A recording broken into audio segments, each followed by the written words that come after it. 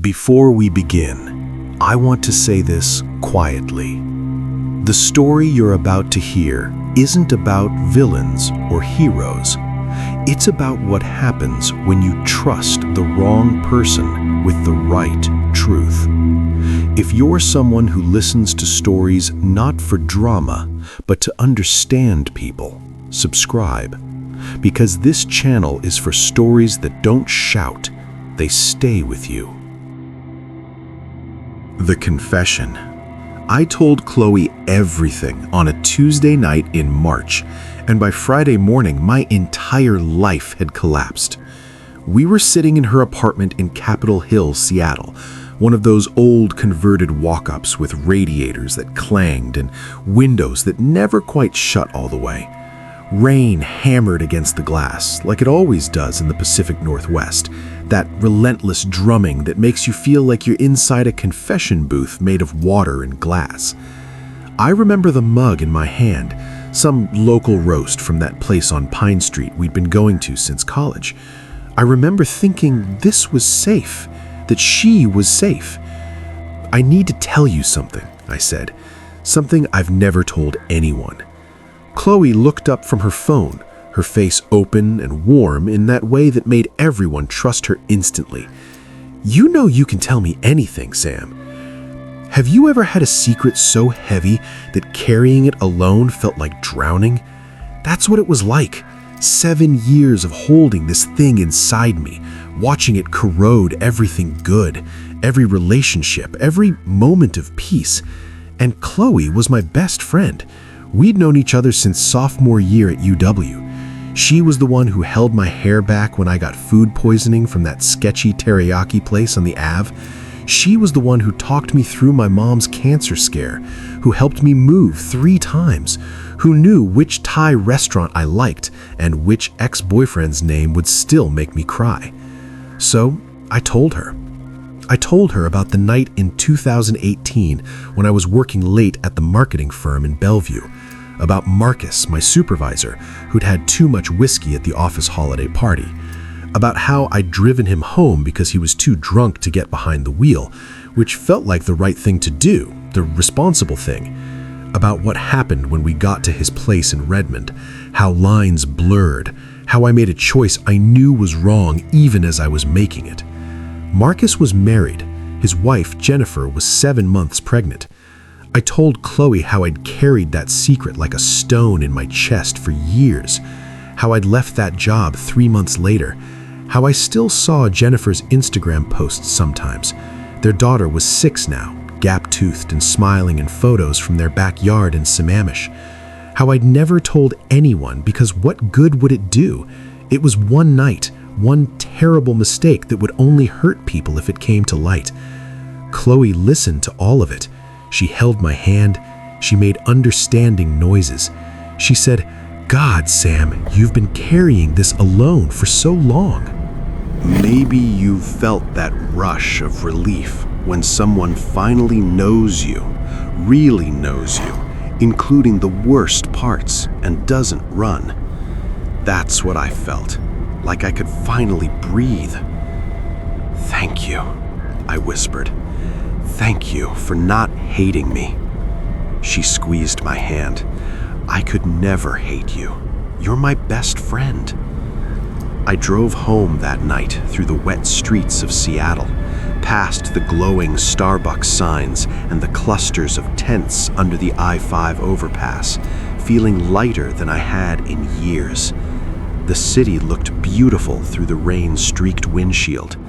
I thought I'd done the right thing. I thought confession was supposed to heal you. By Wednesday morning, I started noticing the looks at the coffee shop near my apartment in Fremont.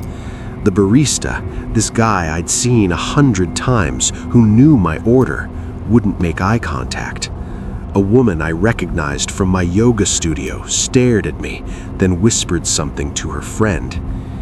Thursday, my phone started buzzing.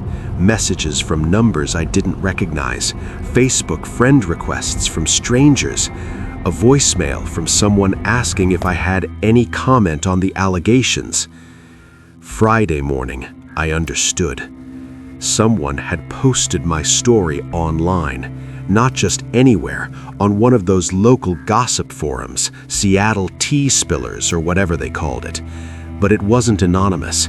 It had my full name, my workplace, photos of me, and it had details, specific details that only one person could have known. Details I'd only told Chloe. The post had gone viral in Seattle circles. People were calling me a homewrecker, a predator. Someone had found Jennifer's Instagram and tagged her. The comments were vicious. "She's disgusting. Imagine being that kind of woman. She deserves everything coming to her." My hands shook as I scrolled through it all, sitting on my kitchen floor with my back against the refrigerator. Think about the last time you felt the ground disappear beneath you, that vertigo, that free fall. That's what it felt like watching my private confession become public entertainment. I called Chloe 17 times. She didn't answer. I drove to her apartment. The building manager said she'd left that morning with 2 suitcases, mentioned something about visiting family in Portland for a while. That's when I knew for certain. My best friend, the person I trusted most in the world, had taken my confession and weaponized it. She'd turned my vulnerability into a viral spectacle, and I had no idea why. But I was going to find out.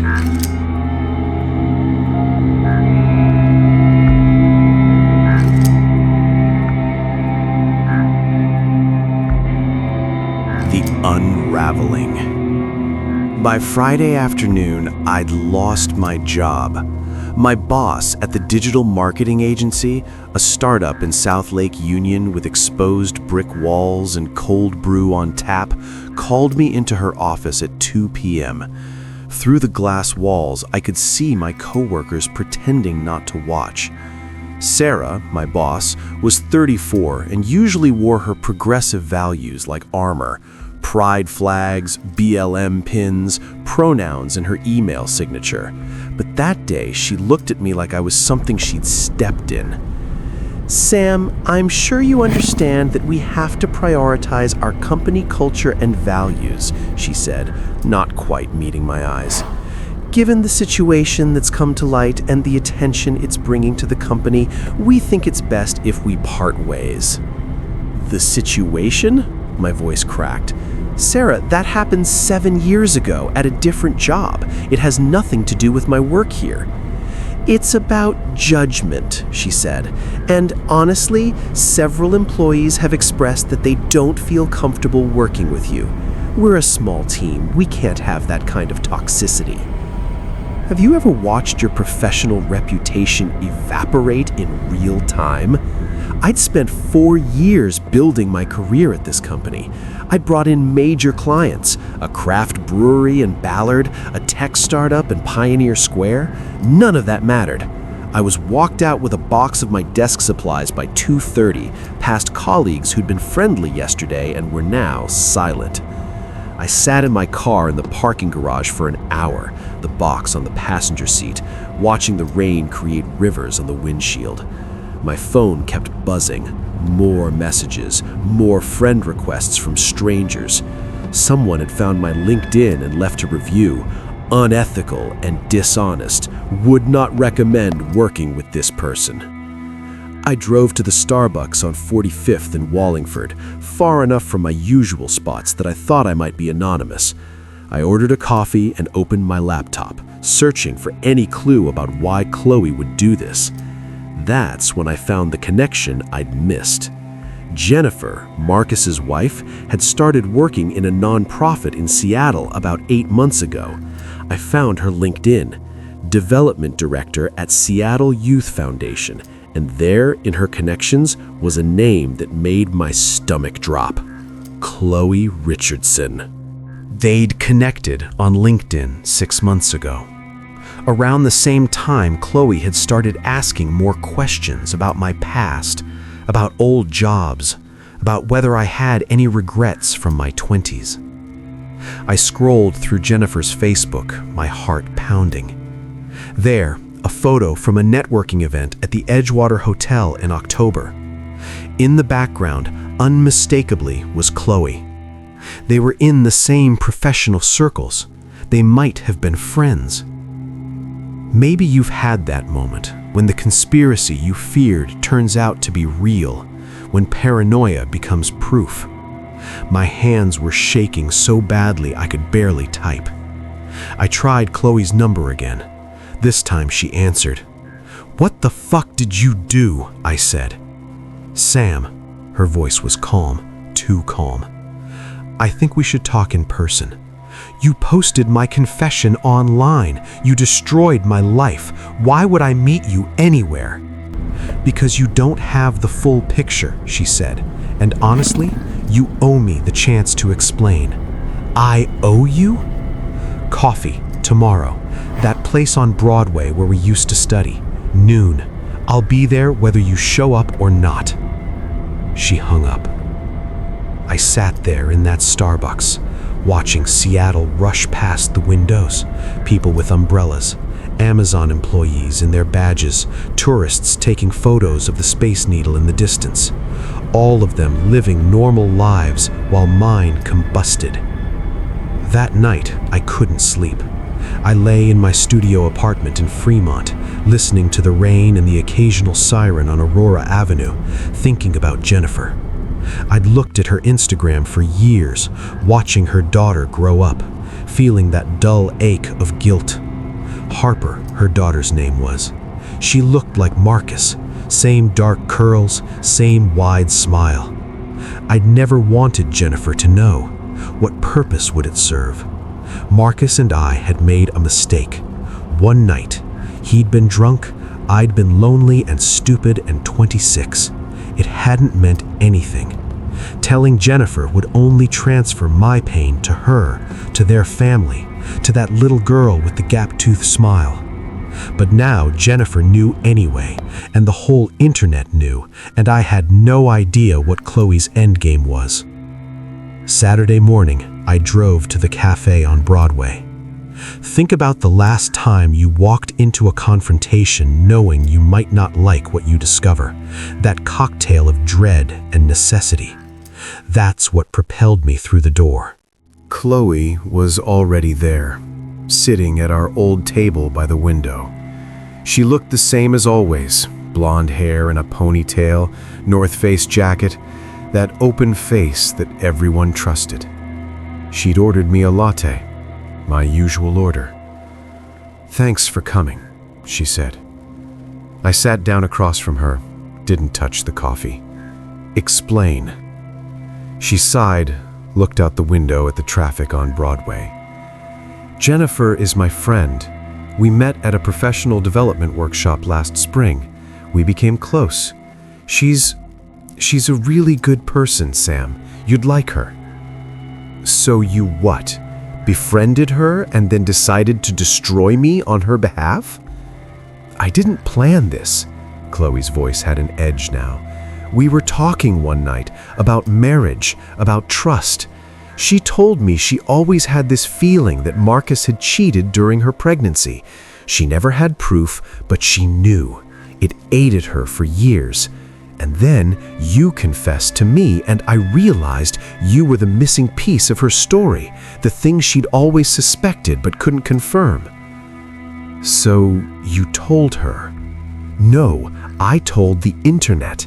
I thought she deserved to know the truth, but I didn't want it to come from me directly. I thought if it was public, if it was just information out there, she could find it naturally." The logic was so twisted I almost laughed. "You ruined my life because you wanted to help Jennifer without taking responsibility for helping her?" "Your life isn't ruined, Sam. You're being dramatic.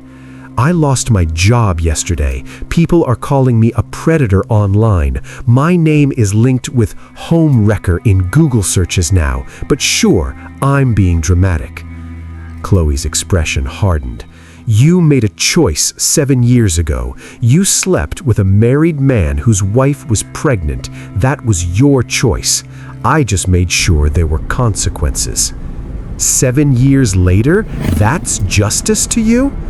Better late than never. She took a sip of her coffee. Jennifer deserved to know. Harper deserved to grow up with a mother who had all the information about her marriage. You don't get to make a mistake and then decide it's buried forever just because it's convenient for you. Have you ever realized that someone you loved never really knew you at all? That the friendship you cherished was built on a version of you they'd invented? I was looking at Chloe, 7 years of memories, of late-night talks and inside jokes and shared history, and seeing a stranger. If you cared about Jennifer so much, I said quietly, why not just tell her privately? Why make it public? Why add my workplace, my photo, every detail? Something flickered in Chloe's eyes, because secrets protect the wrong people. You wanted to keep it quiet to protect yourself. I wanted the truth out there so everyone could make informed decisions. Bullshit. The word came out harder than I intended. This wasn't about justice. This was about power. You got to be the hero in Jennifer's story and the judge in mine. Chloe stood up. Believe whatever you need to believe, Sam. I did what I thought was right. If you can't handle the consequences of your own actions, that's on you. She left, just walked out, leaving her half-finished coffee and me sitting there with all the shattered pieces of our friendship scattered across the table. I drove home in a fog, but as I merged onto I-5 southbound, passing the stadium and the industrial waterfront, something shifted in my chest. The guilt I'd carried for 7 years, that heavy, suffocating thing, was still there, but now it had company. Rage. Chloe had taken my confession and turned it into performance. She'd dressed up her betrayal in the language of justice and truth, and she'd walked away feeling righteous. But I'd seen that flicker in her eyes when I asked why she made it public, that tiny crack in her armor. She wasn't telling me everything, and I was going to find out what she was hiding.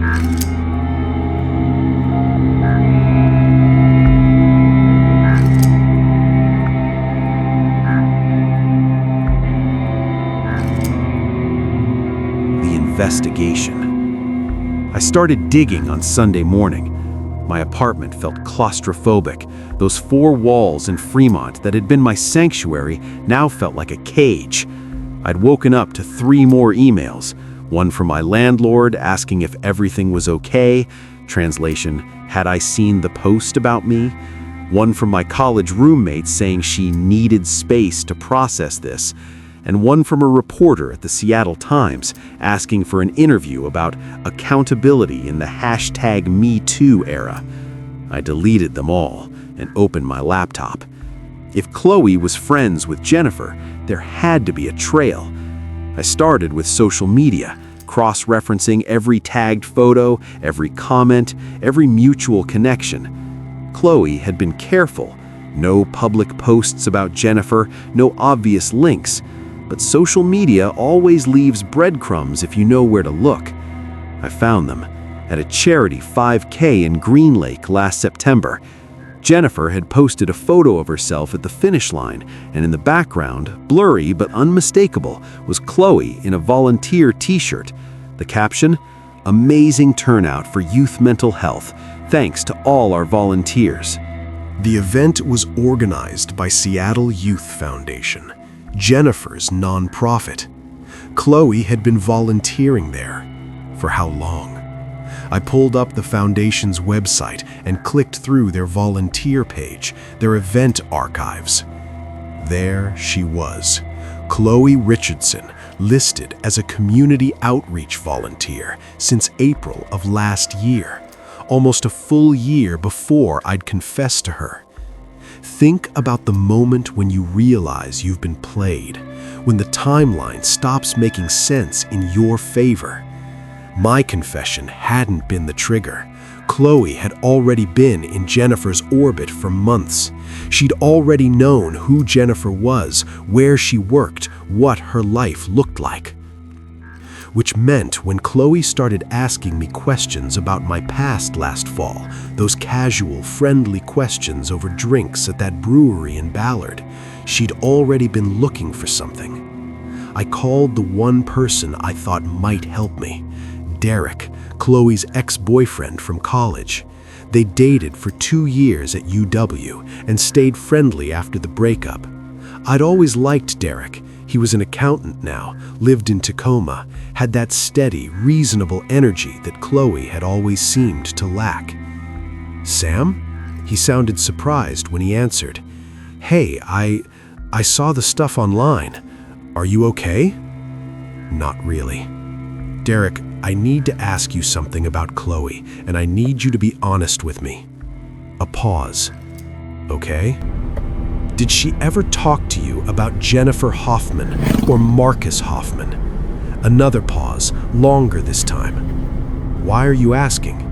"Because Chloe is the one who posted my story online. She's the one who destroyed my life, and I'm trying to figure out why." Jesus. He exhaled slowly. "Look, I don't want to get in the middle of, please, I have nothing left to lose here. If you know something, I need to hear it." I heard him moving, maybe stepping outside or into another room. When he spoke again, his voice was lower. "Chloe called me about a month ago, out of the blue. We hadn't talked in probably 6 months. She asked me if I remembered you talking about hooking up with anyone from work back in the day." My chest tightened. "What did you tell her?" "I said I didn't remember anything specific. She pushed, asked if you'd ever mentioned anyone married. I told her it was a weird question and asked why she wanted to know. She said she was just curious, that you'd been acting strange lately." "And you believed her?" "I don't know what I believed, Sam.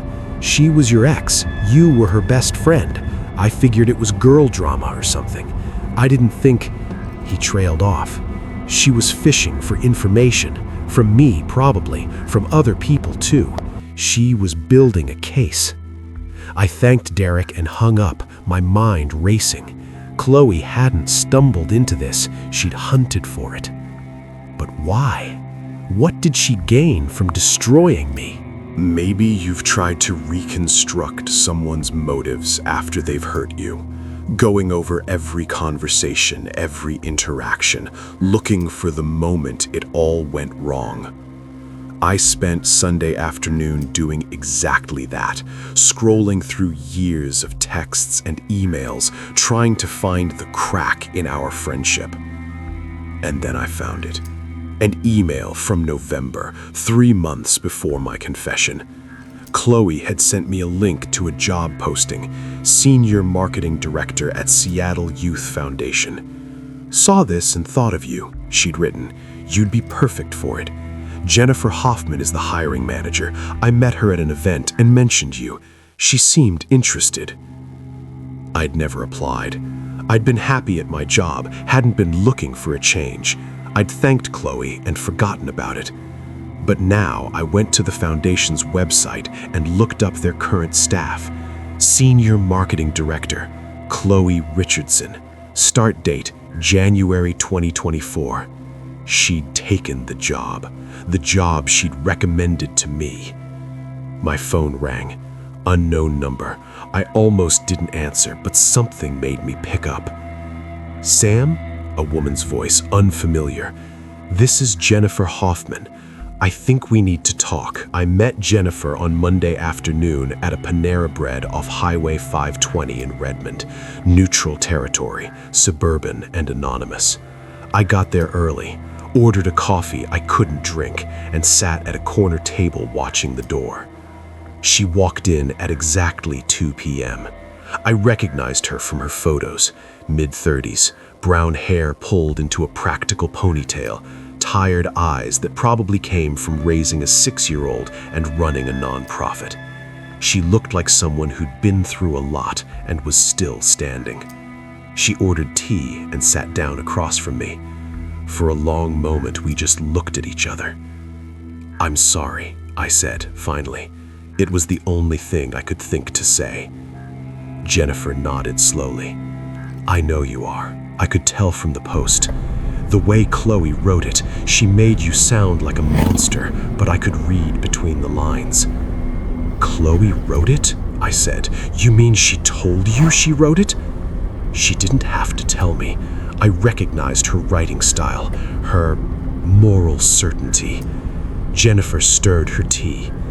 We became friends last year. She was volunteering at my organization, seemed genuinely passionate about youth mental health. We connected. She was easy to talk to. I told her things about my marriage, about Marcus, about my suspicions. Have you ever had someone weaponize your pain against someone else? I watched Jennifer's face and saw the same realization I'd had. We'd both been used. She played us both, I said. I think so, but I don't understand why. Jennifer leaned forward. Sam, I need to ask you something, and I need you to be completely honest. Did anything happen between you and Marcus after that night? Any ongoing affair? Any contact? No, nothing. I quit that job 3 months later specifically to get away from the situation. I've seen him maybe twice since then, both times accidentally at industry events. We've never spoken beyond awkward hellos. Jennifer nodded, like this confirmed something. Marcus told me the same thing. When I confronted him, after the post went viral, he admitted it immediately. He said it was one night, he was drunk. He'd hated himself for it ever since. He said he almost told me a dozen times over the years, but convinced himself it would only hurt me. Are you guys okay? She laughed, but it was hollow. We're in marriage counseling. Harper knows something's wrong, but not what. It's a mess, Sam. But honestly, part of me is relieved to finally know. I spent 6 years with this nagging feeling, this intuition that something had happened. The not knowing was its own kind of torture. I'm so sorry, I said again. If I could take it back. You can't. What's done is done. She wrapped her hands around her tea mug. But here's what I can't figure out. Why did Chloe go to all this effort? She befriended me, volunteered at my organization, apparently interrogated your mutual friends. She engineered your confession somehow, then posted it publicly. That's not normal friend behavior. That's not even normal revenge behavior. That's calculated. She took a job that she'd initially recommended to me, at your foundation. Jennifer's eyes widened. The marketing director position. She told me she'd heard about it through professional networks. She never mentioned knowing someone who'd be perfect for it. We sat with that for a moment, puzzle pieces clicking into place. She wanted that job, I said slowly, and she thought if she knew about me, if she knew I'd slept with someone's husband while his wife was pregnant, you'd never hire me. So she made sure the information got out there in the most public, damaging way possible. She eliminated her competition, Jennifer said, and dressed it up as moral justice. The ugliness of it settled over both of us. Chloe hadn't been driven by righteousness or friendship. She'd been driven by ambition.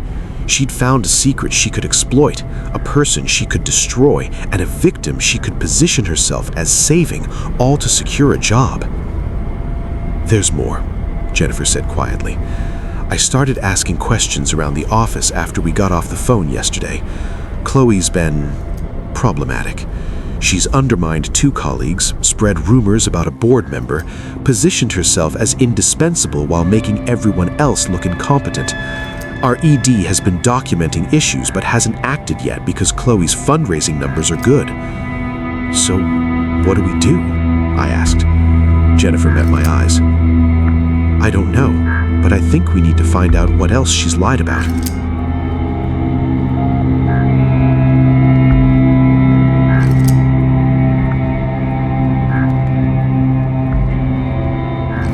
The pattern. Jennifer and I started comparing notes that same afternoon, sitting in her minivan in the Panera parking lot with rain drumming on the roof. She pulled out her phone and opened a Notes app file titled Chloe Concerns. I started keeping track 3 weeks ago, Jennifer said, Before your story broke, before I knew about any of this. Just things that weren't adding up." She scrolled through the list. Chloe claimed our largest donor, the Patterson family, was pulling their funding due to board mismanagement. Contacted them directly, they never said that. Told our ED that I approved a $15K marketing expense I knew nothing about. Sent email to board saying our youth counselor Maria had complaints about her conduct. Maria says no complaints were ever filed. Overheard her on phone saying it's handled and she won't be a problem anymore. Who was she talking about? "This is a pattern," I said. "She's done this before, to other people." "I think so, and I think if we dig deeper, we'll find more." Think about the moment when your personal nightmare becomes part of a bigger picture, when you realize you're not the only victim. There was relief in it, but also a new kind of horror. How many people had Chloe hurt? We decided to split up the research. Jennifer would quietly investigate Chloe's behavior at Seattle Youth Foundation. I would dig into her past, college, previous jobs, relationships. I drove back to my apartment and opened my laptop. First stop, the University of Washington Alumni Network. I still had access through my alumni email. I searched for Chloe Richardson and found her profile, then cross-referenced her activities and organizations. She'd been on the executive board of 3 student organizations. I started sending messages to people who'd served with her, keeping it vague. "Hey, working on a project and remembering our UW days. Do you remember working with Chloe Richardson? What was your experience like?" By Tuesday morning, I had responses. They were careful, diplomatic, the way people talk when they don't want to burn bridges but also don't want to lie. From Ashley Chen, who'd been president of the marketing club when Chloe was VP. Chloe was ambitious, very focused on her own advancement. There was an incident where another member got an internship Chloe wanted, and suddenly there were rumors about that person's academic integrity.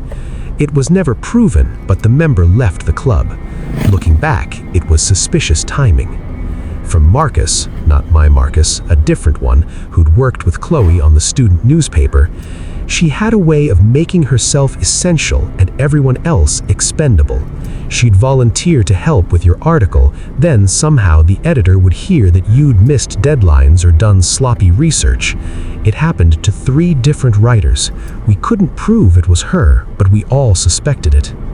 The pattern went back years, maybe a decade. I called Derek again.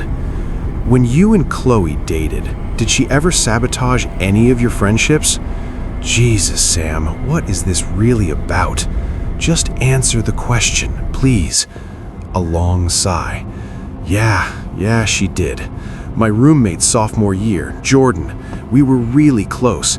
Then Chloe started telling me things Jordan supposedly said about me, that I was clingy, that I was holding him back.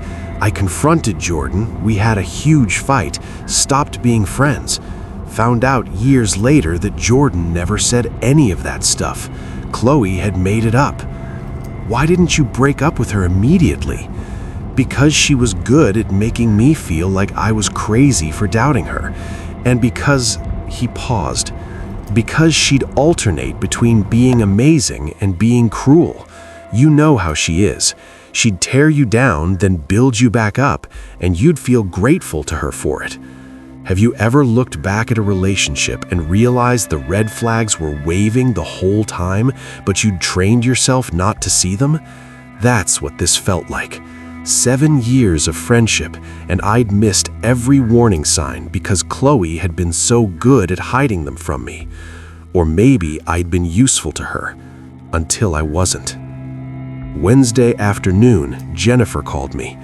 I talked to Maria, our youth counselor. Off the record, she told me something you need to hear. We met at a coffee shop in Columbia City, far from both our usual haunts. Maria was there too, a woman in her 50s with kind eyes and the weathered look of someone who'd spent years working with traumatized kids.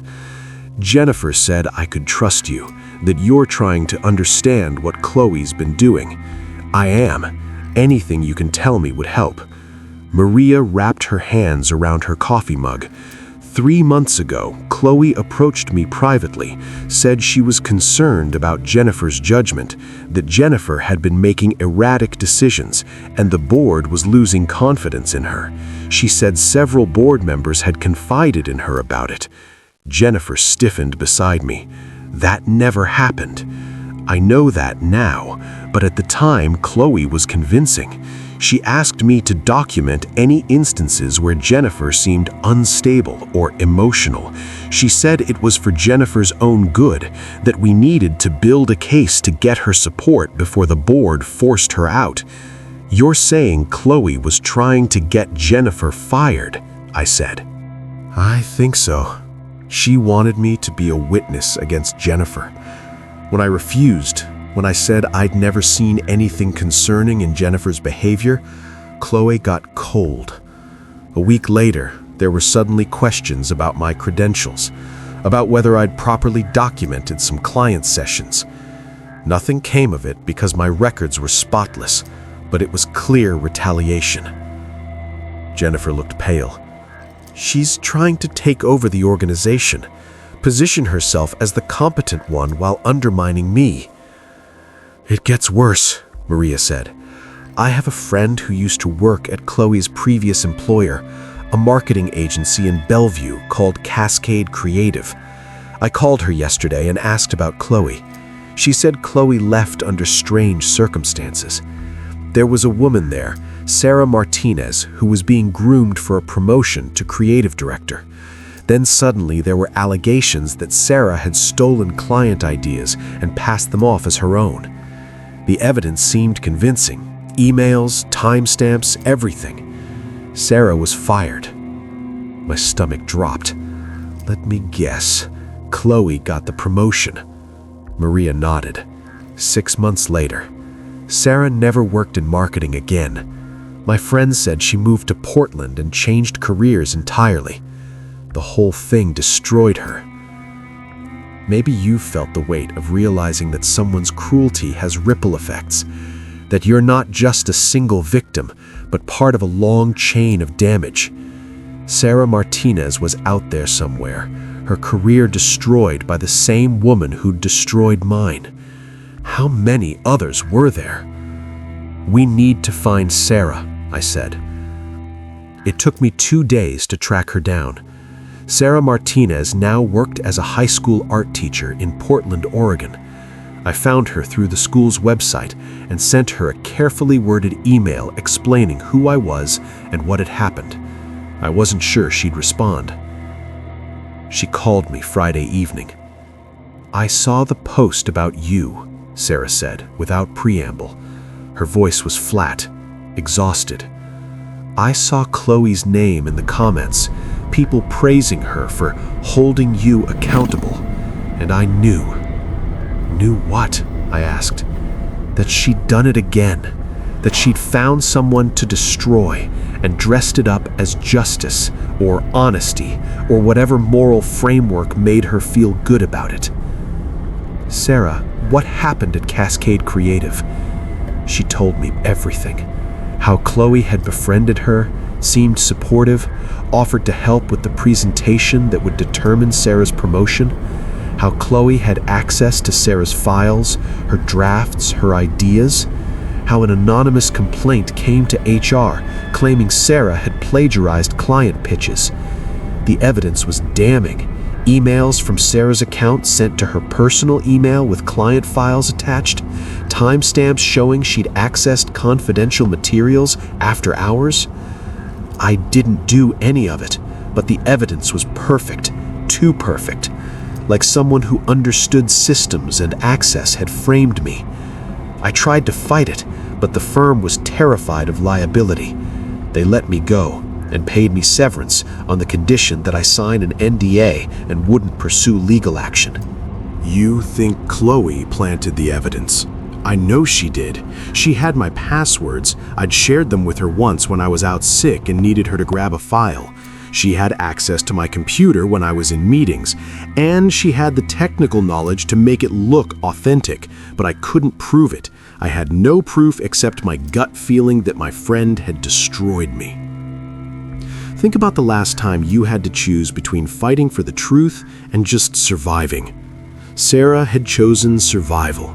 I couldn't blame her.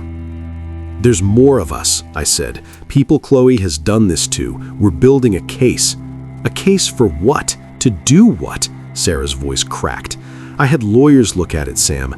Unless you have hard evidence of fraud or defamation, unless you can prove malicious intent with documentation, there's nothing to charge her with. Being a terrible person isn't illegal. Lying to friends isn't illegal. Even the stuff she did to me, I can't prove it was her. So she just gets away with it? She has so far.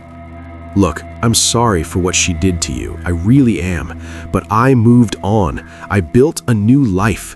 Dragging all this up again, going after Chloe, it won't give you back what you lost. It'll just keep you trapped in the worst moment of your life." She hung up. I sat in my apartment, rain streaking the windows, Portland's story echoing in my head. Sarah was right. I had no hard evidence, just a pattern of behavior, a trail of ruined relationships and destroyed careers, nothing that would hold up in court. But maybe I didn't need a court. My phone buzzed. A text from Jennifer. "Found something. Call me." I called. She sounded breathless. I went through Chloe's expense reports from the last 6 months. There are discrepancies. Restaurants she claimed to have meals with donors at, but when I called to verify, the restaurants have no record of reservations in her name on those dates. Hotel stays for conferences she says she attended, but the conferences have no registration for her. We're talking maybe $8,000 in fraudulent expenses. "That's embezzlement," I said. "Small scale, but yes. If I bring this to the board, along with the pattern of undermining staff, we can build a case for termination, maybe even pursue charges if we dig deeper." Finally, actual evidence, actual consequences. "Do it," I said. "Bring it to the board." "Sam," Jennifer hesitated, "if we do this, your story becomes public again. It'll be part of the narrative, why Chloe posted about you, what her motives were. The board will need to understand the full context. Are you prepared for that?" Was I? My life was already destroyed. My job was gone, my reputation shattered, my name permanently linked to scandal and Google searches. What more could I lose? "Yes," I said, "I'm ready." "Okay, the board meets Tuesday. I'll present everything then." I hung up and looked out at the Seattle skyline, the Space Needle lit up in the rain, the glowing towers of South Lake Union, the dark water of Puget Sound beyond. This city where I'd built my life, where Chloe had destroyed it. But Tuesday was 5 days away, and Chloe had always been good at staying one step ahead.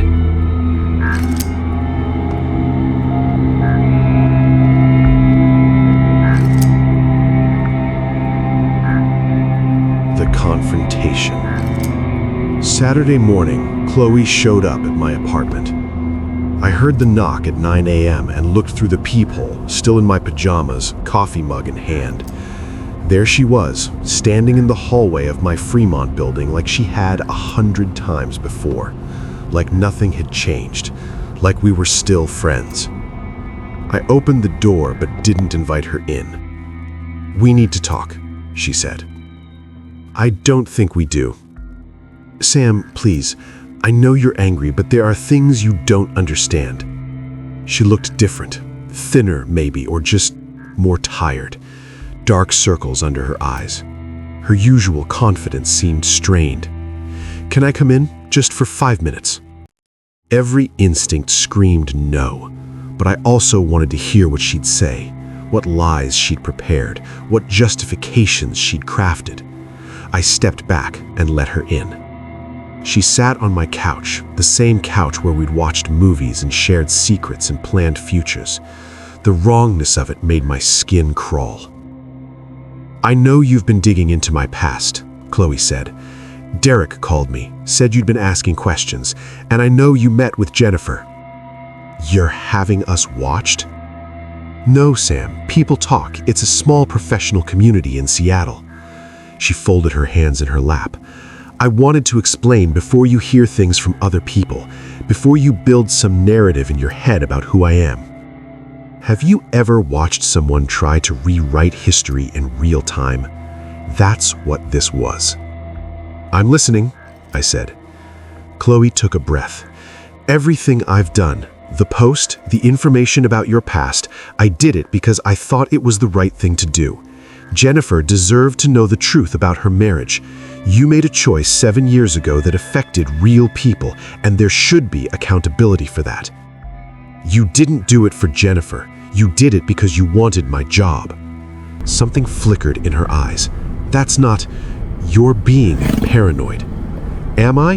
Because I've talked to people from UW, from Cascade Creative, from your entire history, Chloe. There's a pattern. You find people who are in your way, you befriend them, you learn their secrets or manufacture their failures, and then you destroy them. And you do it all while convincing yourself you're the good guy. Chloe stood up, her composure cracking. Those people were obstacles. They were holding me back from opportunities I'd earned. I worked harder than anyone. Sarah Martinez worked hard. She had a career she loved. You framed her for plagiarism, and she had to leave the industry entirely. I didn't... Chloe stopped, regrouped. You can't prove that. Maybe not, but I can prove you've been embezzling from Seattle Youth Foundation. Jennifer found your fraudulent expense reports. The board meets on Tuesday.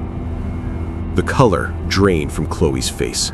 For the first time since I'd known her, she looked genuinely scared. You don't know what you're talking about, she said quietly. $8,000 in fake expenses over 6 months, restaurants that have no record of your reservations, conferences you never attended. Jennifer has documentation, Chloe. She's bringing it to the board with a recommendation for termination and possible criminal charges. Chloe was silent for a long moment. Then she laughed, a sharp, brittle sound. You think you're going to win this? You think destroying my career fixes yours? You'll still be the woman who slept with a married man. That's not going away. I know. I'll carry that for the rest of my life, but at least I own it. I made a mistake, and I've lived with the guilt. You've made a career of destroying people and convinced yourself you were doing the world a favor. Think about the moment when someone's mask finally slips completely. When you see the real person underneath all the performance. Chloe's face twisted into something ugly, something I'd never seen before. You were always so weak, Sam, so desperate to be liked, to be forgiven. I saw it the moment we met freshman year. You were easy to manipulate because you wanted so badly to believe people were good. That's why you confessed to me, because you needed someone to absolve you. And you used that. You used my trust, my vulnerability, my friendship. Your friendship meant nothing to me. The words came out like venom. Do you know how exhausting it was, pretending to care about your problems, your endless guilt, your mediocre career? You were a means to an end, Sam, a connection to Jennifer, a source of information. That's all you ever were. The words should have hurt more than they did, but I'd already mourned our friendship. This was just confirmation. Get out, I said quietly. Gladly. Chloe grabbed her purse and headed for the door. Then she turned back. But you should know, I'm not going down alone. If the board comes after me on Tuesday, if Jennifer tries to make this public, I will burn everything to the ground. I have information on everyone at that organization. Jennifer's marriage issues, Maria's past mental health struggles, the board treasurer's gambling problem. I've been collecting insurance for months, so think carefully about what you want to do here. She left, slamming the door behind her. I stood in my living room shaking as the rain continued to fall outside. Chloe had just confirmed everything, the manipulation, the calculation, the complete lack of remorse. But she'd also threatened to hurt more people if we moved forward. I called Jennifer, told her everything. She's bluffing, Jennifer said, but her voice wavered. She has to be. What if she's not? What if she really does have information on the board members, on Maria, on you? Then we call her bluff. Sam, we can't let her win through intimidation. That's what she's counting on, that we'll be too scared to move forward. Maybe you've had to choose between protecting yourself and doing what's right, even when the cost is high. That's where I was standing. What about your marriage? I asked. You said Marcus and you were in counseling.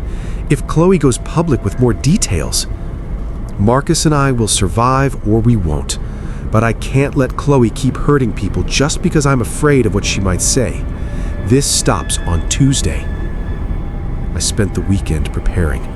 I wrote out everything I knew about Chloe, the timeline, the pattern, the evidence. I contacted everyone I'd interviewed and asked if they'd be willing to provide statements if needed. Derek said yes. Ashley from UW said yes. Even Sarah Martinez, after a long conversation, agreed to write down her experience at Cascade Creative.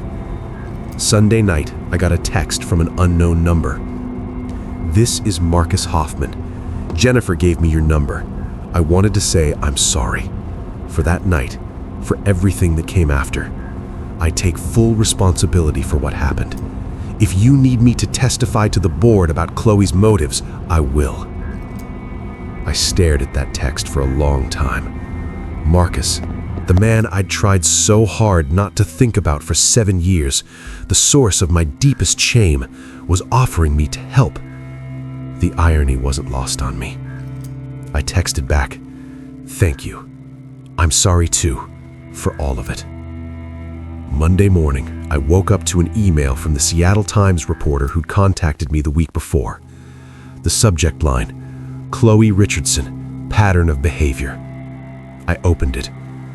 Ms. Morgan, I've been investigating Chloe Richardson independently after noticing inconsistencies in the viral post about you. I've spoken with former colleagues at Cascade Creative and UW. I'd like to interview you about your experience and include it in a piece about workplace manipulation and reputation destruction in Seattle's professional community. Would you be willing to speak on the record? This was it. The chance to make Chloe's pattern public, to warn others, to create consequences beyond just one nonprofit's board meeting.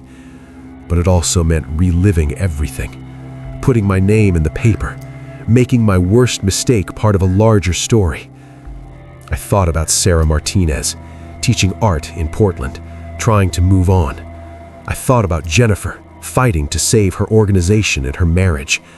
I thought about all the people Chloe would hurt in the future if no one stopped her. I replied, "Yes, I'll talk to you." Tuesday morning, I put on my best interview outfit, a blazer I hadn't worn since I was fired, professional pants, the version of myself that still existed somewhere under all the wreckage. I met Jennifer at a coffee shop near the Seattle Youth Foundation office on Capitol Hill. "You ready?" she asked. "No, but let's do it anyway." The board meeting was at 10 a.m. Jennifer had arranged for me to be there as a witness, along with Maria. We walked into the conference room, a bright space with windows overlooking the rain-soaked street, a long table where 7 board members sat looking serious and concerned. Jennifer presented first. She laid out the expense discrepancies, the fraudulent reports, the pattern of undermining staff.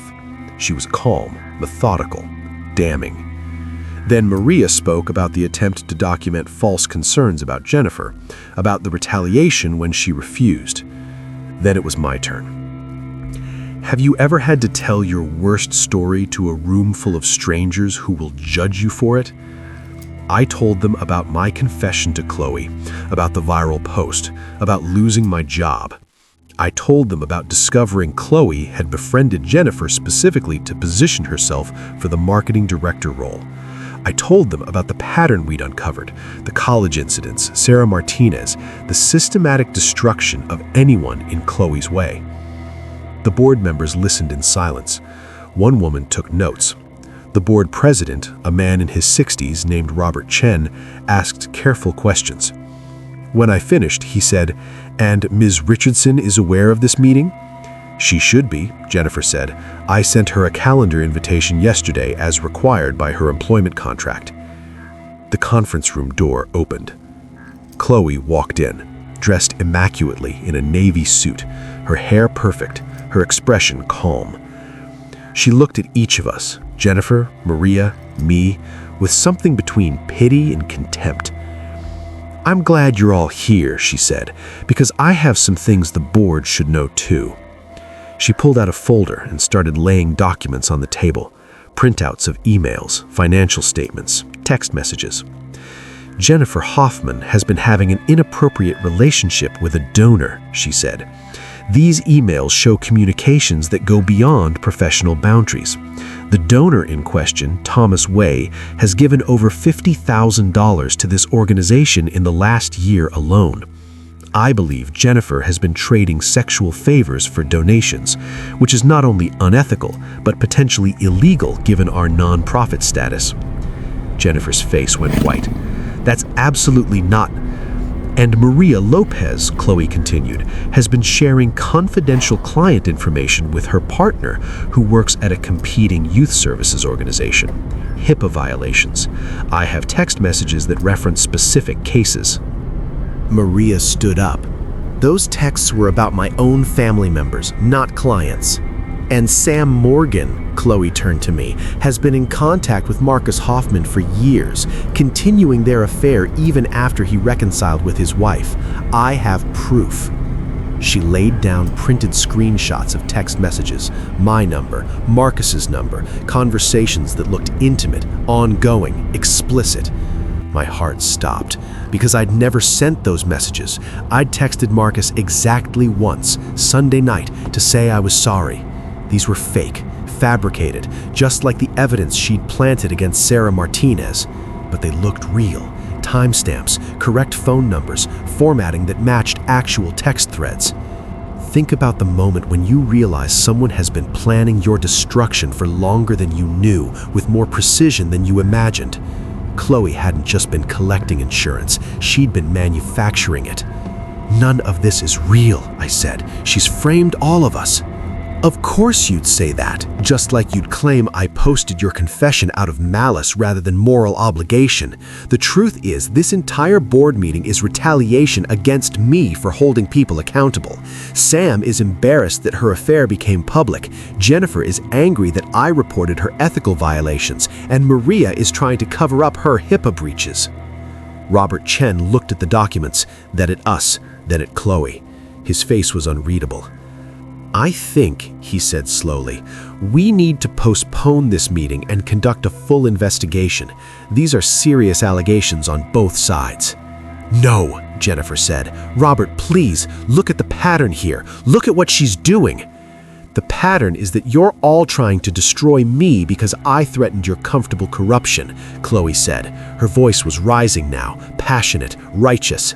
"I came to this organization believing in its mission. I worked harder than anyone, and now you're manufacturing evidence to get rid of me because I won't play your games." She was good. God, she was so good. Even knowing she was lying, I could see how convincing she was, how she'd positioned herself as the victim, as the whistleblower, as the one person willing to tell uncomfortable truths. The board members were looking uncertain now, confused. This was too complex, too he said, she said, too much to untangle in one meeting. We were losing. And then my phone rang.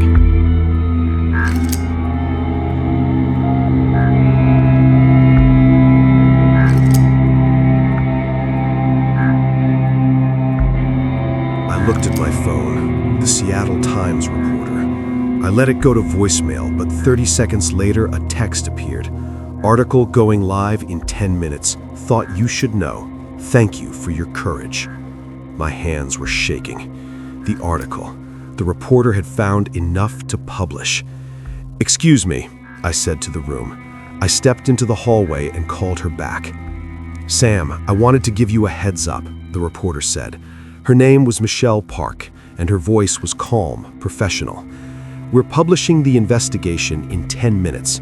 We found 2 more women, former colleagues of Chloe's from other organizations. Same pattern, fabricated evidence, destroyed careers. One of them kept copies of everything and was able to prove the documents Chloe used against her were falsified. We also consulted with a digital forensics expert who analyzed the metadata on similar documents. There's a signature, a pattern in how Chloe creates fake evidence.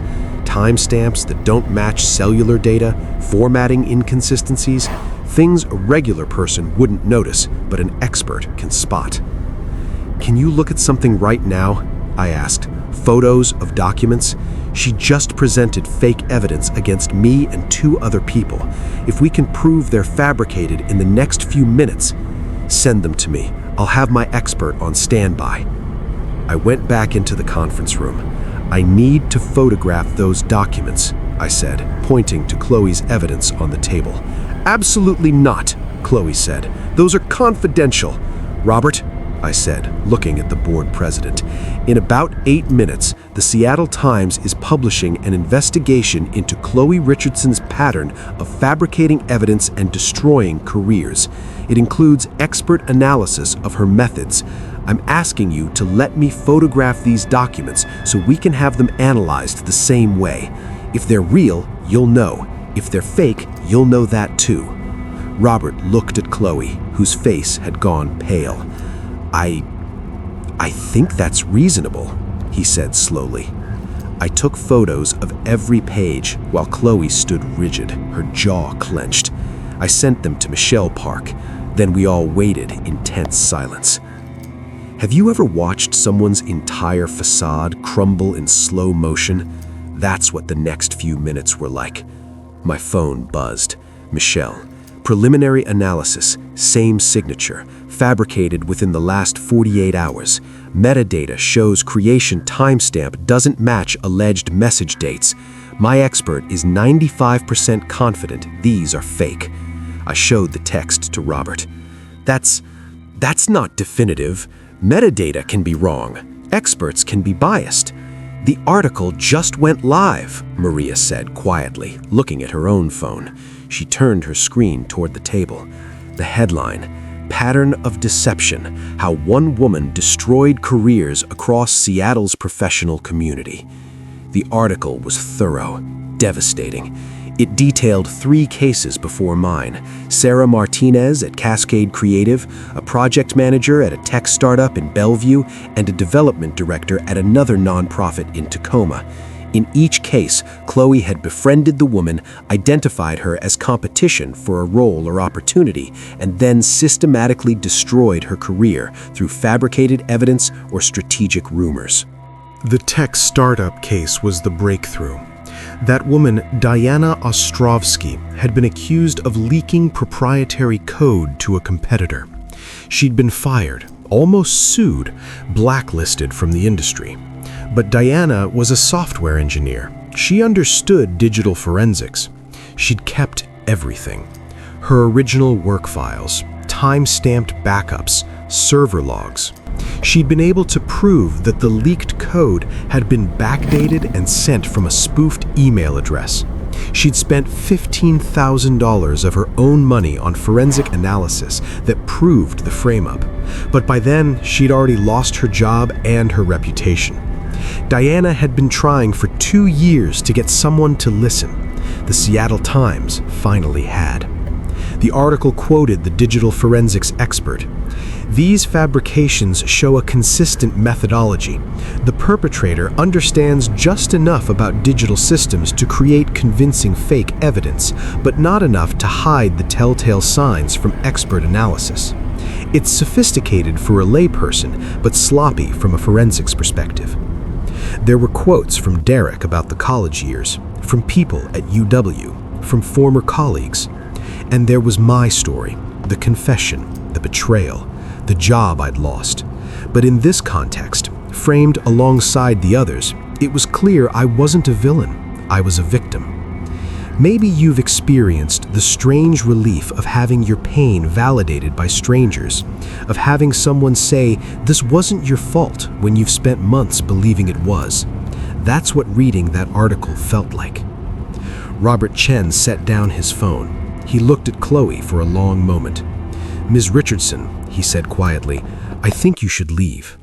You can't. This is a witch hunt. I have rights." "You have the right to legal representation," Robert said, "which I suggest you secure immediately. This meeting is adjourned. We'll be conducting a full forensic audit of all your work here, all your expense reports, all your communications. We'll be cooperating fully with any journalists or law enforcement who wish to investigate. And effective immediately, you're suspended without pay pending the outcome of that investigation."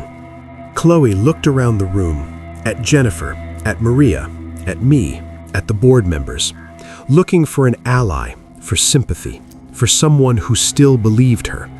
There was no one. "You're all going to regret this," she said. Her voice was shaking now, the composure completely gone. "I will destroy this organization. I think you should go now," Robert said. Chloe grabbed her purse and walked out.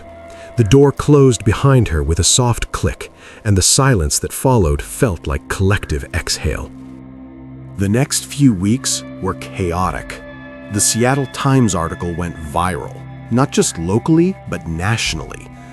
Workplace manipulation, toxic ambition, the weaponization of social justice language to destroy people, it hit a nerve. Cable news picked it up, think pieces proliferated. My inbox filled with messages from other women who'd experienced similar patterns with different people who saw themselves in the story.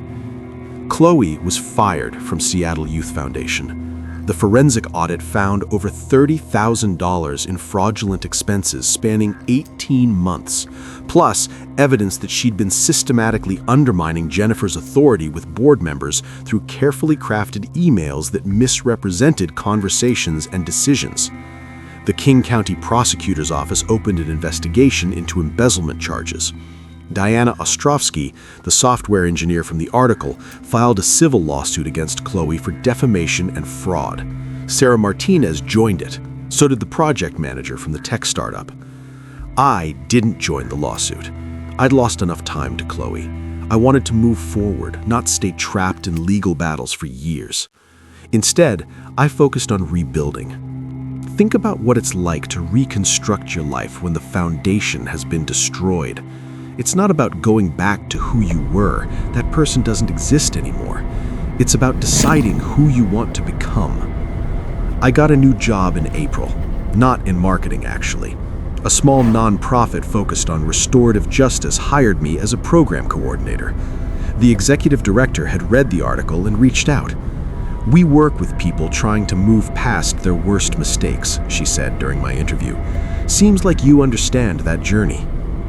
Jennifer and I stayed in touch. Her marriage survived, barely. She and Marcus were still in counseling, still working through it. Harper, their daughter, knew something had happened, but not the details. Jennifer said they'd tell her the truth when she was older, when she could understand complexity and forgiveness and the ways adults fail each other. "She deserves to know her parents are human," Jennifer told me over coffee one Saturday in May. We were at that place on Broadway, the same cafe where Chloe had tried to justify her betrayal. But we were reclaiming it, making new memories. That we make mistakes and we take responsibility for them and we try to do better. Maria left Seattle Youth Foundation and started her own private practice, working with at-risk youth. She sent me a card when she opened. "Thank you for helping me find my voice again." Derek and I got lunch occasionally. He was dating someone new, seemed happy. "I should have seen it with Chloe," he said once. "All the signs were there, but she was so good at making you doubt your own perceptions." "That's what manipulators do," I said. "They make you complicit in your own deception." In June, 3 months after the board meeting, I got a message on LinkedIn. It was from Chloe. "I've been in therapy, real therapy, not just crisis management. My therapist says I have narcissistic personality disorder, that I've been using people my whole life and convincing myself it was justified. I don't know if you'll believe this, but I'm sorry. Not sorry I got caught, sorry for what I did. You deserved better. They all deserved better. I don't expect forgiveness. I just wanted you to know I finally see it. I stared at that message for a long time. Have you ever gotten an apology you've desperately wanted and realized you don't know what to do with it? That closure doesn't actually close anything, it just shifts the weight? I didn't respond. Maybe I would someday. Maybe I wouldn't. The apology was for her, not for me. My healing didn't depend on her acknowledgement. What I did instead was write my own story, the real one, the full one, not the viral post version. I wrote about the affair with Marcus, about the guilt I'd carried, about the moment I trusted Chloe with my worst secret. I wrote about betrayal and consequences and the difference between accountability and cruelty. I wrote about rebuilding, and I published it on Medium in July, not for clicks or vindication, but because maybe someone else out there was carrying a secret like I had, terrified to tell anyone, convinced that confession would only lead to destruction. I wanted them to know, sometimes it does lead to destruction. Sometimes trusting the wrong person costs you everything, but you can survive it. You can rebuild, and the people who weaponize your vulnerability say more about themselves than they ever could about you. The essay was titled, "I Told My Best Friend the Truth. Now I can't forget what she did, but I can choose what happens next." It's September now, 6 months since that Tuesday night in March when I sat in Chloe's apartment and opened my heart. 6 months since my life imploded. I'm sitting in my new apartment in Georgetown, a different neighborhood, a fresh start.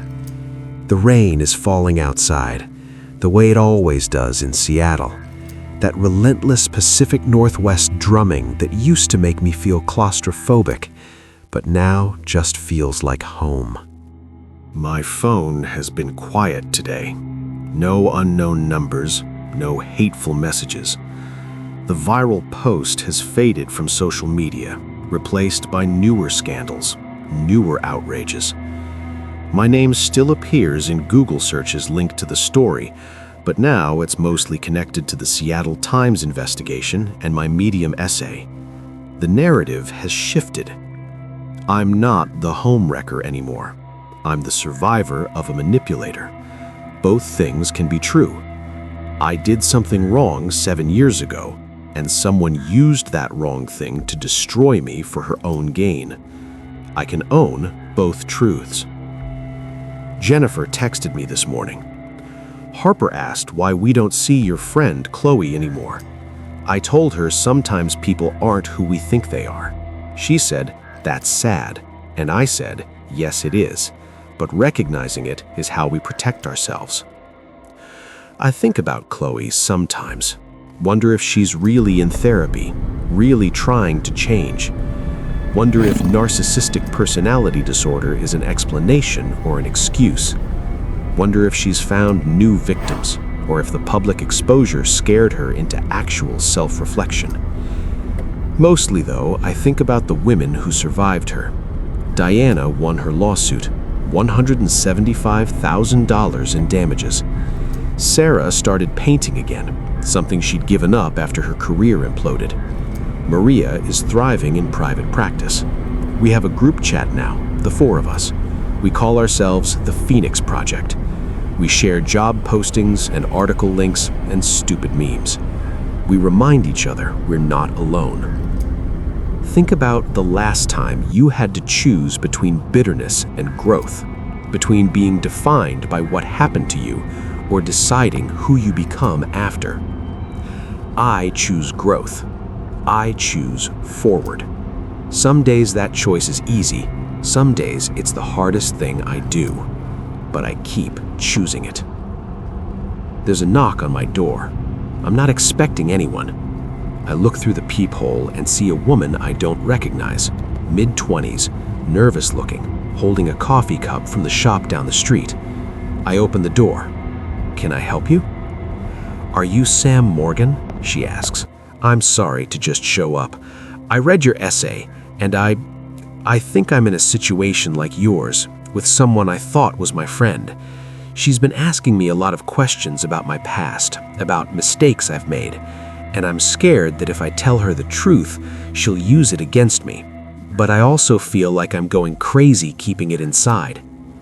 I look at this young woman, at the fear in her eyes, at the weight she's carrying. I recognize her.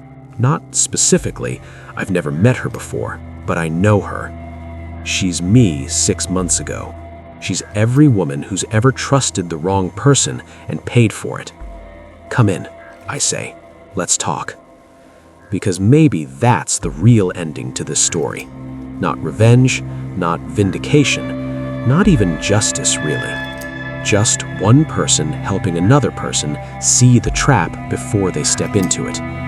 Just breaking the pattern, one conversation at a time. She steps inside, and I close the door on the rain.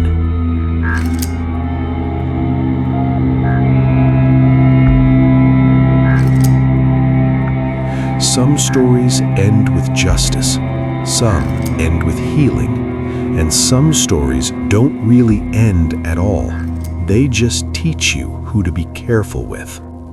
If this story made you pause, if it reminded you of someone you trusted or someone you lost, subscribe, because the next story might not be about someone else, it might be about you.